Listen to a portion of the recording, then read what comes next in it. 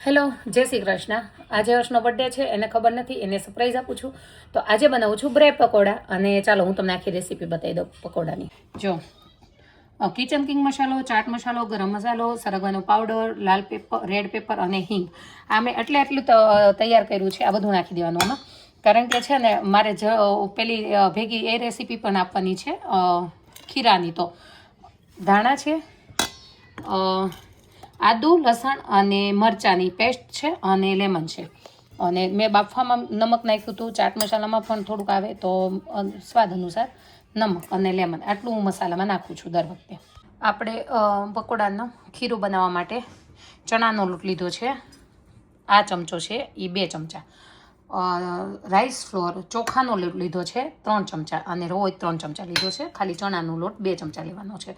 તો આ ખીરું બનાવવા માટે ખાસ મેં એટલે તમને બતાવ્યું છે. તો કોઈ બી વાસણ લ્યો તો 3 ચમચા આ 2 હોય ને લોટ, મતલબ 3 બાઉલ લ્યો કે કાંઈ બી, તો આ 2 બાઉલ હોય ચણાનો લોટ.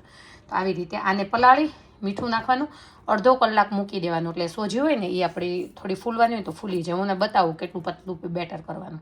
હળદર વગરના પણ થાય, પણ હું દર વખતે આટલી હળદર નાખું છું, નોર્મલ 5 ચમચી જેટલી. અને અત્યારે એટલું ઢીલું છે ને, હમણાં રવો છે ને તો બહુ મસ્ત ઘટ્ટ થઈ જશે. તો આટલી બ્રેડ ભરી લીધી છે. બ્રેડ પકોડા આ રીતના કટિંગ કરી નાખવાના ભરીને. મસ્ત મસાલો આ ખીરું થઈ ગયું છે અને તેલ આવી ગયું. ચાલો તળીને બતાવું. જો તળીને બહુ મસ્ત ક્રિસ્પી થઈ ગયા છે. અને ખાસ મેં એટલે અત્યારે વિડીયો ચાલુ કર્યો કે હંમેશા ક્યારેય સ્ટુડન્ટ માટે ખાસ છે, જારો લેવાનો નથી. પકોડા તળો ને ત્યારે ચીપિયો જ લેવાનો છે અને આવી રીતે પલટાવાના છે ધીમે ધીમે. હા, બળતાની નકર એમ નહીં કહેતા દિવ્યા આંટીએ નહોતું કીધું, ચીપિયો જ લેવાનો છે તળવામાં. અને ક્રિસ્પી બહુ મસ્ત થશે, જરાય તેલ રહેશે નહીં. સોડા નાખી દેતા નહીં નકર પછી કહે એટલા ક્રિસ્પી થઈ ગયા છે મસ્ત. તો આવી જાઓ, ચાલો બધા પકોડા ખાવા.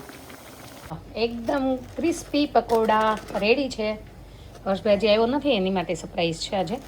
એ ના પાડી ગયો તો બનાવવાની, છતાં મેં બનાવ્યા છે. તો આવી જાઓ ખાવા.